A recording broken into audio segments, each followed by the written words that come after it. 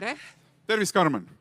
No, tahaks küsida väga spordimehelikult, et kuidas läheb, aga hakkame võib-olla minema selle teema valguses. No, kõigepealt ministeerium on ministri allkirjaga selle aasta alguses kuulutanud ju välja päris suured rahasummad, eks ju, selleks, et heaolutehnoloogiad leiaksid oma koha. Kui sa alguses nagu paari sõnaga ise vaadates lihtsalt olukorrale perearstina, miks meil neid tehnoloogilisi abivahendeid vaja läheb ja veel täpsemalt, et mis on see hetk, kus sa oled ise näinud, et nüüd võiks olla mõni abivahend, mis ühte või teist inimest olukorras aitaks? Ja no perearstina me näeme väga palju sotsiaalseid muresid ja seda, kuidas sotsiaalsed toimetuleku raskused ja üldse igapäevaelu mõjutab inimese tervist. Ja kuigi sõna holistika on kasutusel väga sageli alternatiivmeditsiinis, siis tegelikult ka peremeditsiinis hinnatakse just holistilist ehk inimest kui tervikut hõlmavat nagu käsitlust või põhimõtet. Ja see ühtlasi tõesti tähendab seda, et me vaatame siis, me suuname inimese edasi näiteks sotsiaalsüsteemi, kui selgub, et ta ei suuda mõne asjaga ise hakkama saada. Kõige lihtsam näide, kui kodus on üksi elav eakas inimene ja näiteks tema kukub, et kuidas siis edasi.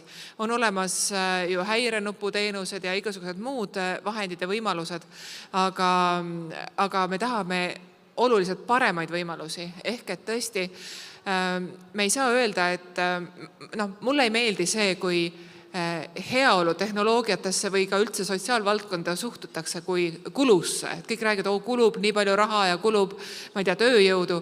Tegelikult see on investeering. Ja kui inimene saab ise hakkama, ükskõik mis need tehnoloogiad või vahendid siis on, mida ta kasutab, kui ta saab kauem ise hakkama, ühelt poolt see annab inimesele tagasi tema väärikuse, tema enesehinnangu ja teiselt poolt ka riigi vaates, kui inimesel on hea olla, siis tegelikult on meil kõigil hea olla. Ehk et ma arvan, et see ongi see põhiline. Karmen ministrina on ju kindlasti väga selge see, kuhu raha peamiselt investeeritakse ja peamiselt ta täna ju kulub või teda kasutatakse just selles otsas, kus me lahendame probleeme. Need on haiglad, hooldekodud ja nii edasi. Ja vähem raha läheb sinna, mis puudutab ennetamist. Miks see nii on ja miks selle muutuse tegemine tundub nagu ühiskonna jaoks päris keeruline ülesanne? No ennetamisel kulub alati vähem raha kui probleemi lahendamisele ja kui nüüd mõelda eelarvele, siis tõepoolest sotsiaalvaldkonna ja tervishoiuvaldkonna eelarve kokku moodustab riigi eelarvest umbes 40%, paar protsenti siia-sinna erinevatel aastatel. Et ennetus on tõepoolest see, mis aitab säästa neid hilisemaid kulusid. Võib-olla see proportsioon võiks muutuda, aga see jääb kindlasti samaks, et tulevikus probleemi lahendamise kulud on alati kallimad. Seetõttu tõesti investeeriks natuke rohkem siis ennetusse alguses, praegu näiteks need samad heaolutehnoloogiad, mida loodetavasti siis üle päeval ka üle Eesti kasutatakse, et esialgu teeme pilootprojektid väiksema inimhulga peal ja siis edasi üle Eesti. No kui need heaolutehnoloogiaid vaadata, siis võib-olla nad ka sageli on suunatud juba probleemi lahendamisele, rohkem kui ennetamisele, aga mulle tundub, et siin ei ole ka midagi ette heita, sest et see on lõpuks selle peegeldus, kuidas me mõtleme, eks ju, et me mõtlemegi rohkem probleemide lahendamise kontekstis, mitte ennetuse kontekstis, aga kui me toome siia juurde veel selle vastutuse dimensiooni, et Põhjamaades on väga palju suunatud tähelepanu sellele, et kohalikud omavalitsused peavad tegema. Me siin rääkisime hommikul hetk tagasi Rakvere valla esindajaga ja nemad seal on kõvasti ennetuse usku, et kuidas see ennetuse vastutuse nihutamine kohalikule elule lähemale välja võiks näha. Kas nii nagu Põhjamaades kirjutame selle seadusesse, et see on nii või kuidagi teistmoodi? Eks siin tuleb vaadata mitut aspekti. Esiteks, ennetus, number 1 vastutus on alati inimesel endal ja seda ei tohi mitte kunagi unustada. Inimene peab elama tervislikult ja siis ta tulevikus vajab ka vähem abi. Ja see arusaamine kahjuks sageli jõuab inimesteni siis, kui inimestel on mingi osa funktsioonidest kadunud. Aga alati ei ole ka siis hilja hakata võimlema või toituma tervislikumalt ja nii edasi või võtma ravimeid kas või, mis on määratud. Et see on siis üks vastutuse dimensioon. inimesed peavad paremini aru saama, et nendel endil on vastutus. Teine siis tõesti, et kes siis vastutab, kas riigi ehk selline tsentraalne tasand või kohalik omavalitsus. Ma arvan, et riigi vaates tuleks vähemalt see osa ära teha, et kui kohalik omavalitsus võtab selle vastutuse, et see ei oleks talle kahjulik või väga raske. Täna on. Ja no osalt on, kuigi Rakvere, ma saan aru, näitab eeskuju, et võimalik on ka praegu ühes olukorras, ehk et kõik ettepanekud on teretulnud. Ja ministeeriumis oleme ka üle vaatamas erinevaid sotsiaalvaldkonna teenuseid, mis võiksidki minna koos raha ja ka riigipoolse abiga, nagu muu abiga, organisatoorse abiga, võib-olla ka digilahenduste abiga üle kohalikule omavalitsusele, kes tegelikult tõepoolest näeb inimest tema kodus ja näeb, kuidas on reaalne olukord ja mis siis võiks seda inimest aidata. Okei, aga Karmen, lähme veel nagu sügavamale, et kui me mõtleme seda missiooni, et inimene püsiks kauem kodus, eks ma isegi proovisin nagu välja joonistada nagu selle võrgustiku, et kes seal võiks selles olukorras rohkem vastutus kanda. Perearst, omavalitsus, sotsiaaltöötaja, võib-olla lähedane, pere, teenuse osutaja või siis ikkagi valitsustasand, ehkki need varasemad on ka kõik riik, aga see, mida me siis sageli nagu riigina käsitleme. Et kus on selle vastutuse põhirõhk, et me saaksime keskmise numbri, kui kaua inimene on suuteline ise hakkama saama, tõesti kasvama? Endiselt rõhutan, number 1 on inimesel endal. Nii palju, kui see inimesel seda endal mul ei on olnud võimalik. vastuse variantides üldse. Ja, no kahjuks küll, jah. Võib-olla peaks mõtteviisi muutma. Aga jah, meil on loomisel heaolupiirkonnad, mis siis tähendabki seda, et see vastutus läheb ka piirkonna koostöövõrgustikele. Ehk et me ei saagi öelda, et vot, peab, ma ei tea, perearst vastutama või kohalik omavalitsus vastutama.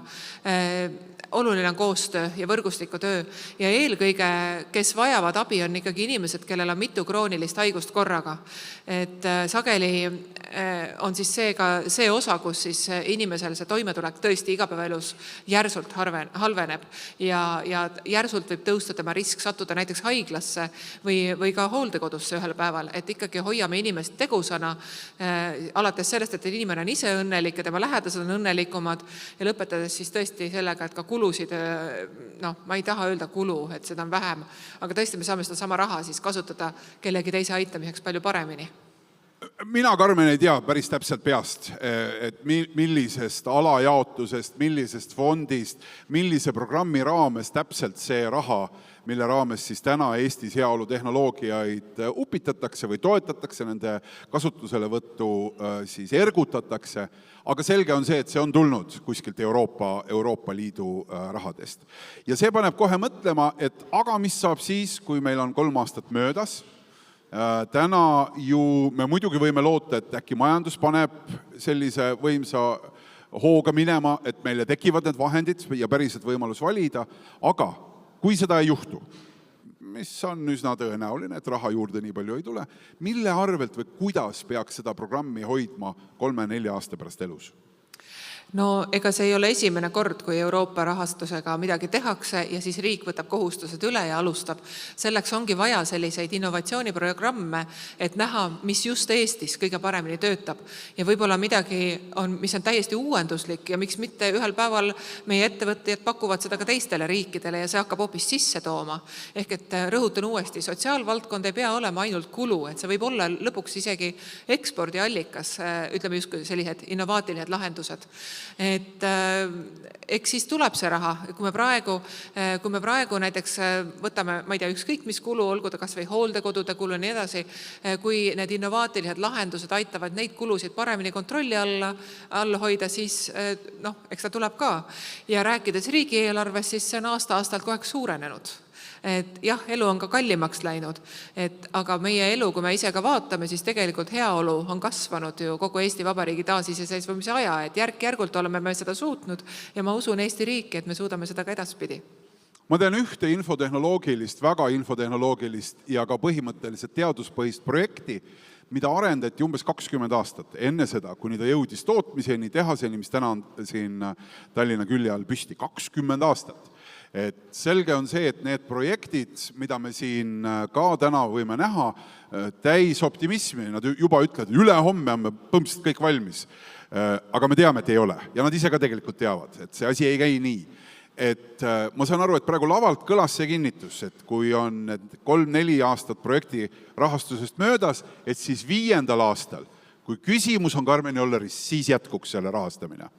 Jätkub eeldusel, et ta on kuluefektiivne ja et ta inimestele päriselt kasu toob. Sest vahel tundub mõni idee alguses väga hea, aga katsetades selgub, et ta ei toimi ja võib-olla ta toimib kuskil mõnes teises riigis, aga meie süsteemis ei toimi.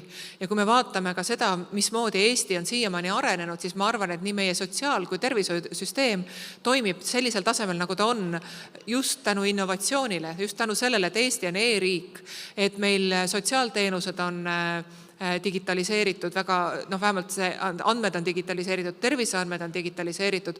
Kui seda ei oleks, siis meie kulud oleksid veel suuremad ja me saaksime inimesi veel vähem aidata. Ma arvan, et ma ütlesin seda, et ma usaldan Eesti riiki ja ma arvan, et siin ei sõltu isegi sellest, kes on minister, vaid sõltub sellest, kui on head programm, siis suudetakse ka see nii-öelda jutumärkides maha müüa. Ühest küljest, teisest küljest tahaks uskuda, et ministris ka sõltub midagi, aga eks see ongi sellises omas... Ma lihtsalt usaldan, et inimeste heaolu ei ole ühe erakonna eesmärk ja huvi, vaid seda tahavad tegelikult kõik erakonnad. No nii on. Suur aitäh, Karmen, täna seda päeva juhatamast. Suur tänu. Ja edukat konverentsi.